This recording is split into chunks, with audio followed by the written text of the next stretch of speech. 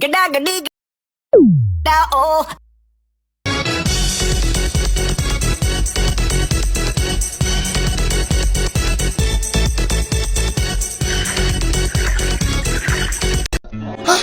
Aduh pusing, pala otak, pala Barbie pusing, bolak-balik, maju, mundur, maju, mundur, maju, mundur, maju, mundur. Anjay pusing banget coy. Lepaskan saya! Lepaskan saya! Hei, kamu! Lepaskan saya! Saya ketua lanun di lautan ni! Oh, okey. Ini bukan lautan, ha?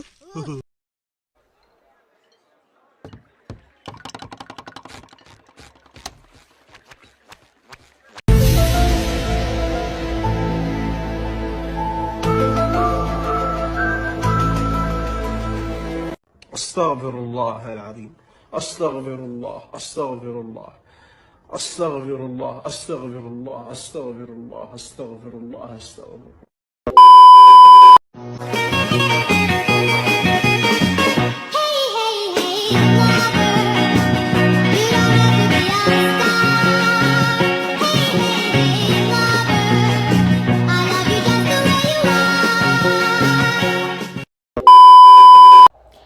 Halo everyone, kalian pasti pernah dengar istilah penilaian kerja kan? Nah, tapi ternyata itu cuma salah satu bagian kecil dari konsep yang lebih besar yaitu performance management. Performance management bukan cuma tentang menilai karyawan di akhir tahun, lebih dari itu. Ini adalah proses keberlanjutan untuk memastikan setiap orang di dalam organisasi tahu apa yang harus dicapai dan bagaimana cara mencapainya, terus berkembang di sepanjang perjalanan. Oke, definisi performance management. Jadi, secara sederhana, performance management adalah proses yang digunakan organisasi untuk mengidentifikasi, mengukur, dan mengembangkan kinerja karyawan agar selaras dengan tujuan perusahaan. Berbeda dengan performance apresial atau penilaian kerja tahunan, performance management itu proses terus-menerus melibatkan komunikasi, feedback, dan coaching sepanjang waktu. Tujuan akhirnya adalah menciptakan lingkungan di mana setiap orang bisa berkontribusi maksimal, bukan cuma dinilai tapi juga dibimbing untuk berkembang. Oke, yang selanjutnya ada key objective atau tujuan performance management. Ada beberapa tujuan utama sistem ini. Yang pertama, meningkatkan produktivitas.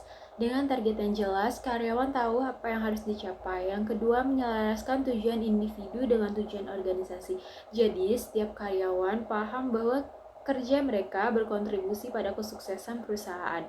Yang ketiga, memberi dasar untuk keputusan HR seperti promosi, bonus, pelatihan, dan pengembangan karir. Yang keempat, membangun komunikasi dua arah, kayak antara atasan dan bawahan, supaya karyawan bisa tahu apa yang diharapkan dan dapat feedback konstruktif. Jadi, sistem ini bukan untuk menilai siapa yang bagus atau tidak, tapi untuk memastikan semua orang bergerak ke arah yang sama. Selanjutnya, strategi of performance management.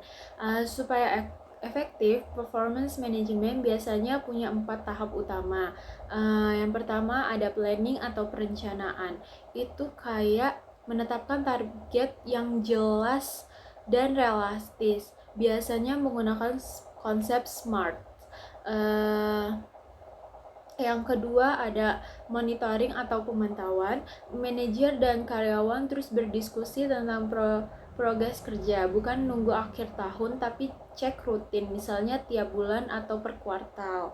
Yang ketiga ada previewing atau evaluasi. Mengevaluasi hasil kerja berdasarkan target yang sudah disepakati. Biasanya dilakukan lewat rapat kinerja atau formulir penilaian.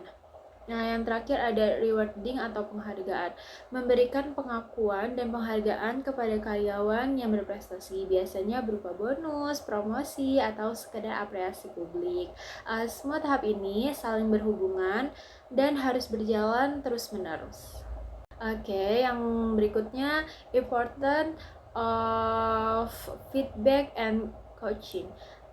Salah satu kunci sukses performance management adalah komunikasi terbuka. Feedback yang baik bukan sekedar kritik, tapi membantu karyawan memahami apa yang bisa diperbaiki dan bagaimana caranya. Misalnya seorang manajer bisa bilang, kamu udah bagus dalam komunikasi, tapi coba lihat lagi kemampuan analisis data biar hasil presentasi kamu lebih kuat. Dengan cara itu, karyawan merasa didukung bukan dihakimi. Oke, contoh perusahaan di dunia nyatanya itu seperti Google atau Gojek. Mereka menggunakan sistem OKR atau Objective and Key Result.